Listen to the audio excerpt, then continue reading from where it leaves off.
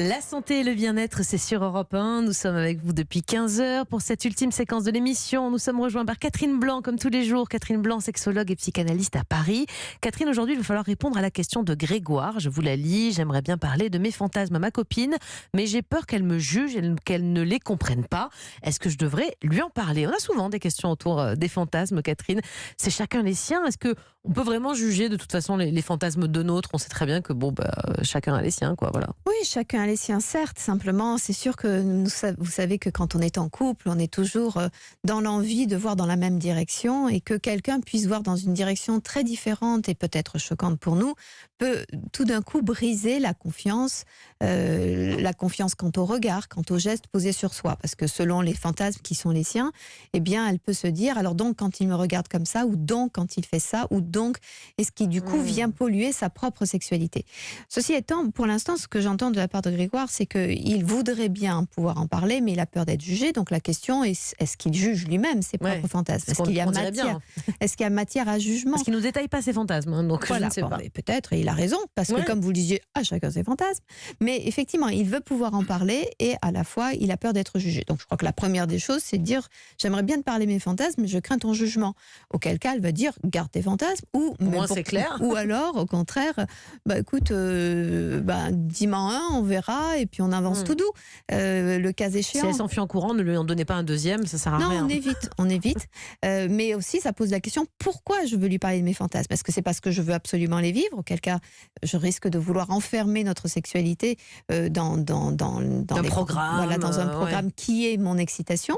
Ou alors, est-ce que je veux les raconter parce que j'ai besoin qu'on me mette en paix quant à mes fantasmes, parce que quelqu'un les partage avec moi. Parfois, il vaut mieux aller les partager à ce moment-là avec un thérapeute qui ne va pas les partager sexuellement, bien sûr, mais va pouvoir les accueillir et permettre peut-être de les comprendre ou de les dénouer s'ils posent problème à la personne en question. Oui, parce que là, Grégoire, il a presque la réponse à sa question. On comprend qu'il y a différents types de fantasmes. Alors, je ne sais pas où est-ce qu'il faut placer la ligne, mais si jamais son fantasme à lui, c'était, je ne sais pas, de faire l'amour à 4 femmes avec une trompette dans la forêt de Rambouillet, on peut comprendre. Où est-ce que vous mettez la trompette? Non, mais la trompette, vous la mettez où vous voulez, mais on peut comprendre que ça puisse peut-être... Je sais pas ce que vient faire cette trompette, là, tout d'un coup. Mais c'est veut dire qu'il peut y avoir, il y a fantasme et fantasme. Si c'est faire l'amour dans un avion, bon, peut-être que c'est acceptable, entre guillemets, donc il se doute bien. Je suis pas sûr que ce soit autorisé. Non, mais c'est pas autorisé, mais on peut comprendre, voilà, c'est un vieux lieu commun, donc peut-être que ça dépend où on fixe la limite du fantasme, et donc il sait peut-être qu'il faut se taire et ne pas l'aborder, au risque peut-être de casser une certaine image qui pourrait renvoyer de celle qu'il est de conjoint ou de copain.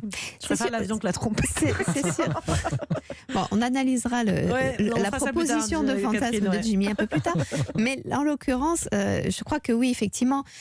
Pourquoi vouloir toujours ça? C'est un petit peu la pornographie qui nous a invités à repartager, tout dire, ce qui me plairait, ce qui me plairait pas, ce qu'on devrait faire pour performer un peu plus. Et on vient bousculer le couple, alors que peut-être que si c'est un fantasme et qu'il m'excite et qu'il me permet, en l'occurrence, cet homme d'avoir une érection, il a une érection et il en profite dans le cadre de son couple.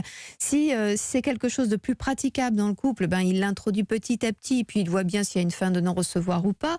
Et du coup, il n'y a pas un truc qui est arrêté en disant c'est mon fantasme.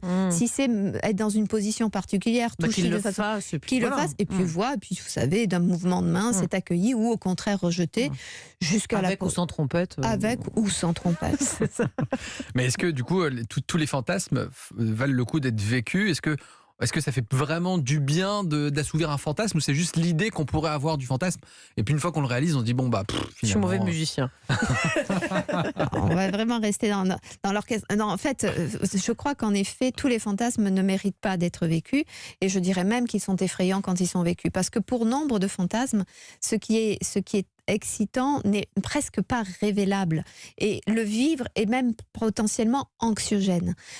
Prenons un fantasme que nombre de femmes peuvent raconter dans le cadre, en tout cas, et en être choquées elles-mêmes, dans le cadre de la consultation, à savoir d'être prises à leur insu. Vous pensez bien que le prise à leur insu, dans le cadre de la vraie vie, eh bien, c'est ce qui les amèneront à crier haut et fort au scandale, et elles auront raison. Bien sûr. Et à l'abus, et elles auront raison. Donc, le fantasme est source d'une excitation parce qu'il raconte quelque chose entre soi et soi. Il n'introduit pas l'autre. Il projette sur l'autre des choses, mais il ne l'introduit pas. Alors qu'à partir du moment où on est dans l'expression et le vécu des choses, alors il y a des choses qu'on peut aller flirter avec le cas échéant, mais on y va et sans les avoir dit, ce qui nous permet de revenir en arrière si ça ne nous convenait pas. Mais se les raconter comme ça, c'est s'exposer à une dangerosité ou soi-même, ou exposer l'autre à une lecture rétrécie de soi-même, puisqu'un fantasme n'est qu'un fantasme. Merci beaucoup Catherine pour tous vos conseils précieux comme toujours. Je vous dis